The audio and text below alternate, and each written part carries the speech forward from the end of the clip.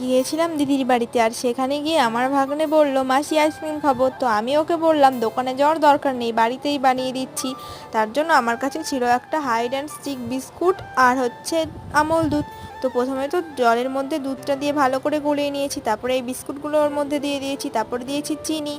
এটা দিয়ে ভালো করে একটু জাল দেওয়ার পরে এটা তো ভালো করে গলিয়ে নিয়েছি। আর এটাতে কিন্তু আমার খুন্তি দিয়েই গলে গেছে, এক্সট্রা মিক্সারের দরকার পড়েনি। তারপরে তো আমি এটা একটা কাপের মধ্যে ঢেলে নিয়েছি, তারপরে এর মধ্যে দিয়েছি কাঠি। যেহেতু আমার কাছে কোনো প্লাস্টিকের কাপ ছিল না, তাই আমি এই চীনামাটির কাপগুলোতে করেছি। আর আমি কিন্তু আজকে 4টে আইসক্রিম বানিয়েছি। তারপরে তো আমি এটা ফ্রিজের মধ্যে 8 ঘন্টা রেখে দিয়েছি। আর 1 ঘন্টা না হতে হতেই আমার ভাগ্নে আইসক্রিম খাওয়ার জন্য কান্না করছিল। তো সেটাও তোমাদের একটু দেখিয়ে দিলাম।